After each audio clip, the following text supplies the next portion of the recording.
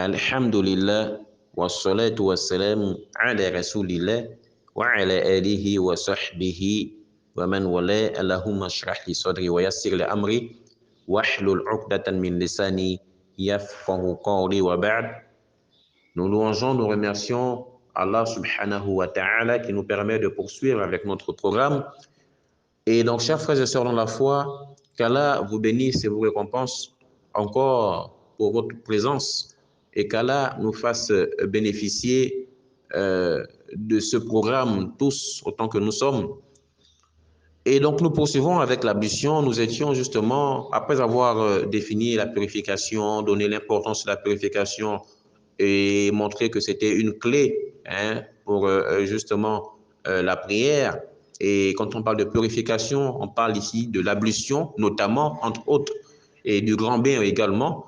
Et donc, nous avions également parlé de l'eau et de comment reconnaître une eau qui est pure et purifiante, c'est-à-dire une eau que l'on peut utiliser pour l'ablution, et comment reconnaître aussi une eau que l'on ne peut pas utiliser pour l'ablution. Nous avions également donc cité au dernier cours, nous avons défini donc l'ablution. Maintenant, à proprement parler, c'est quoi l'ablution? Nous avions également donné le caractère, enfin montré le caractère obligatoire de l'ablution pour celui qui veut faire la prière. Donc, sa sentence sur hukm.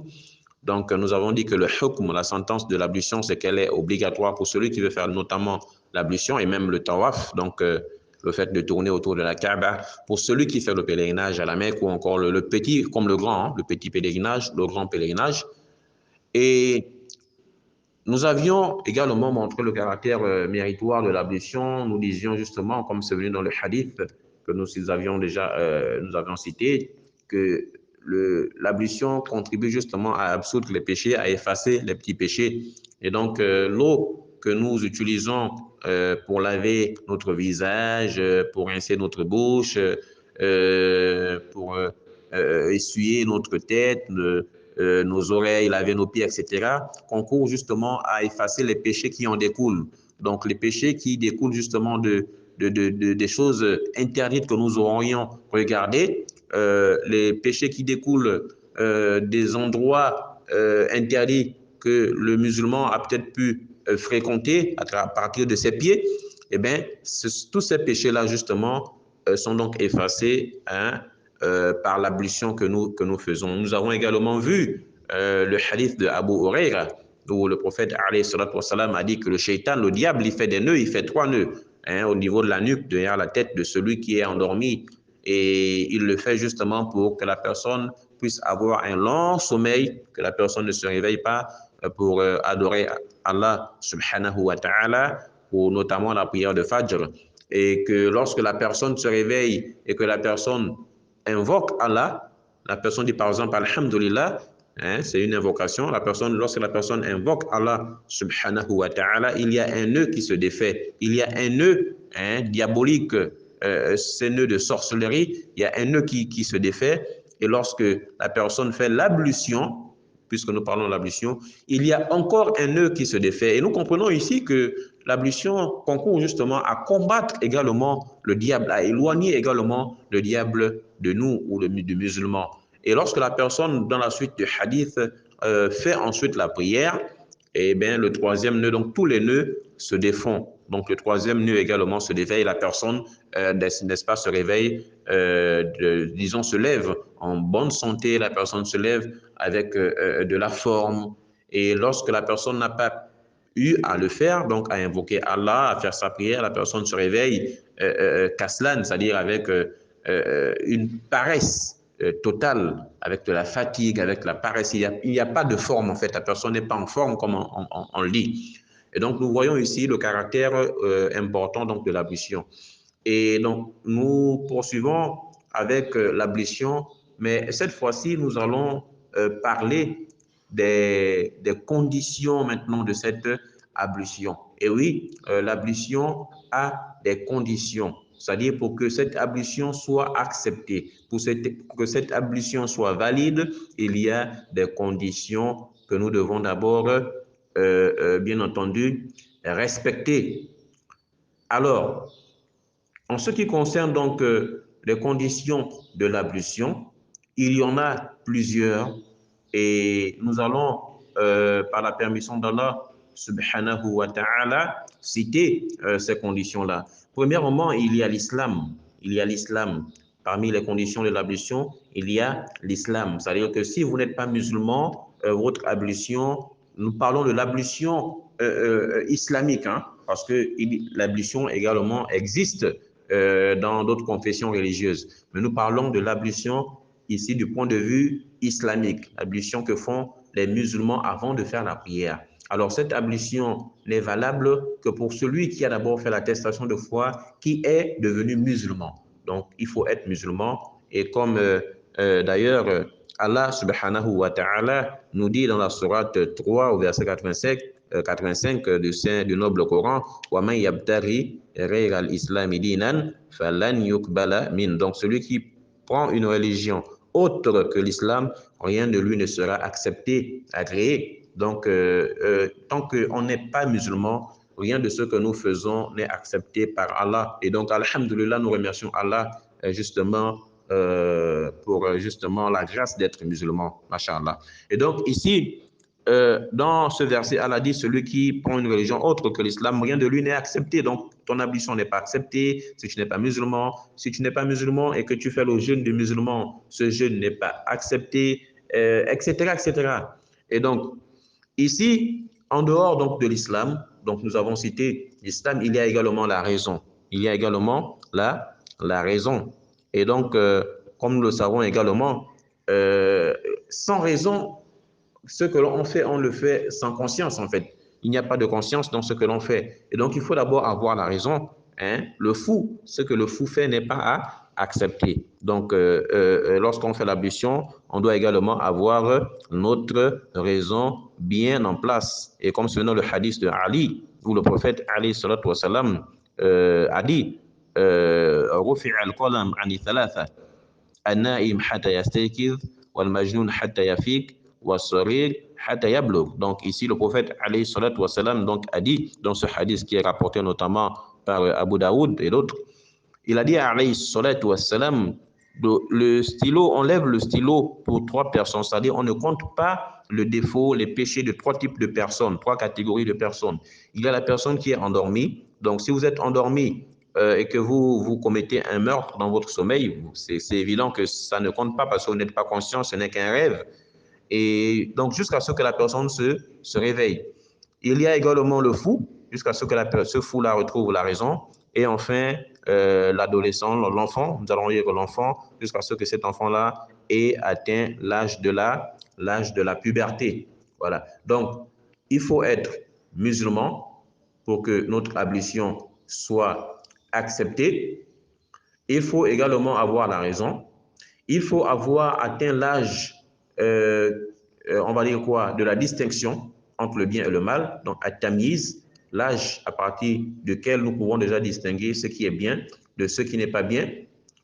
Et ici, il faut également préciser que le prophète Mohammed, sallallahu alayhi wa sallam, notamment en ce qui concerne ici la prière, a dit Muru abna'akum bis-salah li sab'a wadribuhum 'alayha li 'ashr. Donc le prophète Mohammed sallallahu alayhi wa sallam, dans ce hadith d'après Abdullah ibn Omar, hein, radiyallahu anhuma, il a dit alayhi salatu wa salam, ordonnez vos enfants à prier à partir de 7 ans.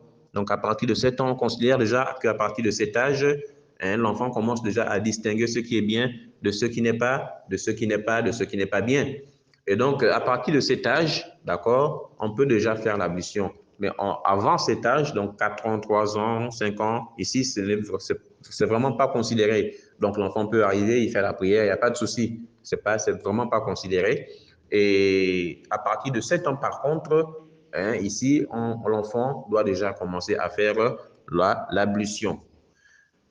Alors, après ceci, il y a également d'autres conditions, justement, pour que, comme nous avons dit notamment, pour que notre ablution soit acceptée.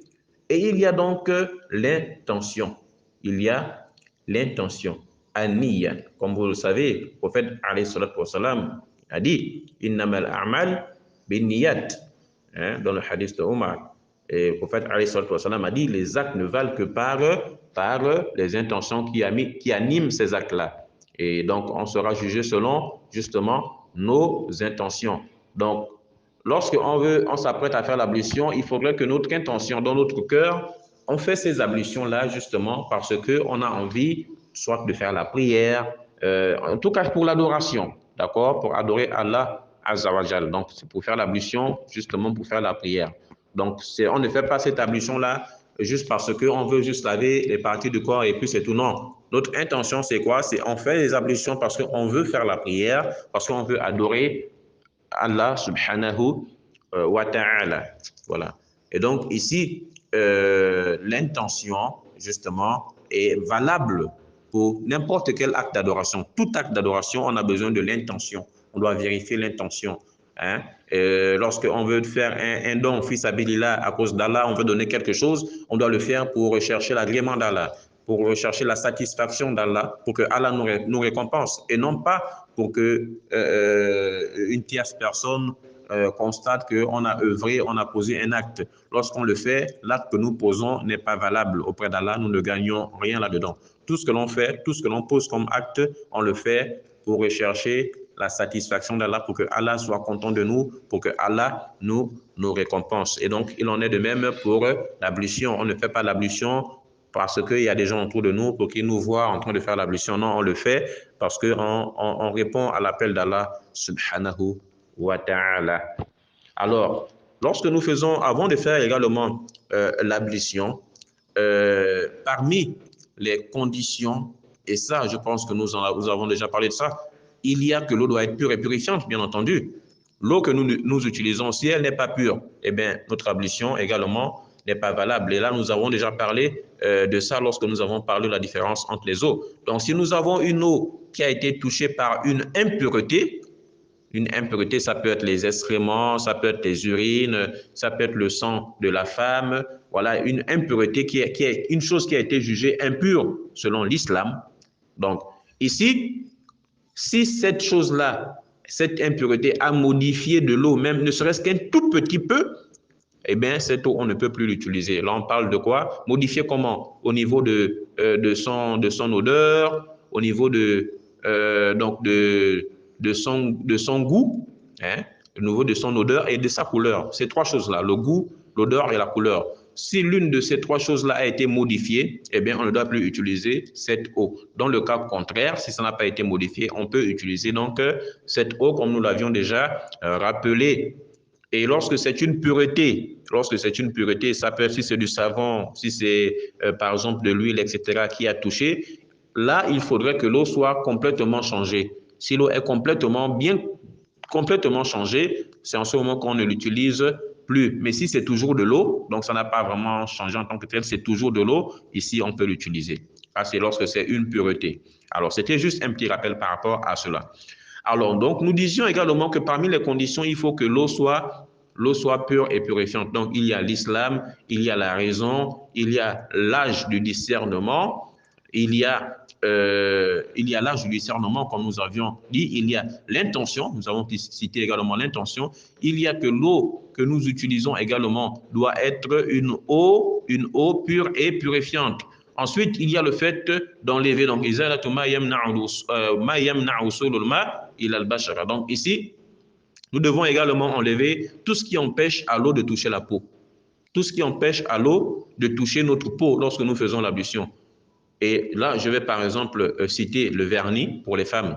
Lorsque vous avez du vernis au niveau des ongles et que vous devez faire l'ablution, mais à partir du moment où cette eau-là ne peut plus toucher vos ongles à cause du vernis, mais sachez que votre ablution n'est pas correcte.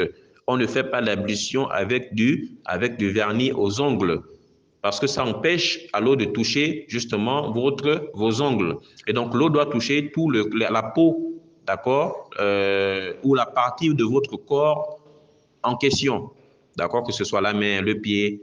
Et il en est de même lorsque nous essuyons, parce que la tête, on ne la lave pas, on l'essuie plutôt. Il y a des parties que l'on lave et il y a des parties qu'on essuie, d'accord. Et donc, lorsqu'il s'agit par exemple de la tête chez la femme, vous avez par exemple porté les histoires, ce que vous appelez par exemple la laine, et cette laine-là empêche l'eau de rentrer. À partir du moment où ce que vous avez mis sur la tête empêche l'eau de rentrer, je ne parlerai même pas des mèches qui sont déjà interdites, les mèches qui sont interdites pour la femme, justement.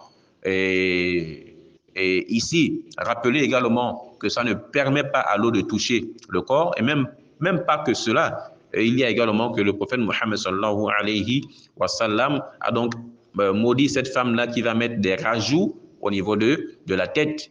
Inch'Allah, nous allons y revenir. Donc, il faut enlever, que ce soit la farine, que ce soit de la cire, tout ce ou que ce soit même de la peinture. Si nous avons de la peinture sur notre corps et que ça nous empêche donc de faire l'ablution, eh bien, nous devons l'enlever d'abord, cette peinture-là qui est au corps. Nous devons d'abord enlever ce vernis qui est au corps, cette cire, etc., avant de faire l'ablution, pour que notre ablution soit acceptée auprès d'Allah subhanahu wa ta'ala. Et ici également, pour que notre ablution soit acceptée, parmi les conditions justement de l'ablution, il y a que nous devons d'abord faire ce qu'on appelle, c'est-à-dire ce fait de se laver les parties intimes après avoir, par exemple, uriné, à l'istinja. Donc, lorsqu'on a uriné, on est allé aux toilettes, on a uriné, on doit d'abord se nettoyer les urines. On doit se nettoyer les urines. Ou lorsqu'on a déféqué aux toilettes, on doit d'abord se nettoyer également le postérieur, parce que le musulman, c'est quelqu'un de propre. On ne va pas, comme font certains dans d'autres religions que je ne vais pas citer, on ne peut pas aller dans un lieu de prière, on ne sait pas laver complètement l'urine. C'est comme un manque de respect envers cet endroit qui est sacré. Donc le musulman, c'est quelqu'un qui se nettoie complètement avant d'aller dans un lieu qui est considéré comme un lieu sacré, comme un lieu saint. Et la maison d'Allah est un lieu sacré. Donc, on ne va pas dans la maison d'Allah, on a juste utilisé, comment dire ça? C'est-à-dire, on ne sait pas nettoyer d'abord avant. On doit d'abord se nettoyer. Ensuite, justement, on va faire notre ablution et on va dans ce lieu de prière, dans la maison d'Allah, subhanahu wa ta'ala, ou même si ce n'est pas dans la maison d'Allah, avant de faire notre prière, on doit justement d'abord se nettoyer. Alors, nous avons excédé le temps ici. Et donc, nous allons poursuivre la prochaine fois par la permission d'Allah subhanahu wa ta'ala, toujours avec les conditions de l'ablution. Et qu'Allah nous le facilite. Wa subhanaka Allahumma wa bihamdik. Ashhadu an la ilaha illa ant astaghfiruka wa atubu ilayk. Wassalamu alaikum wa rahmatullahi wa barakatuh.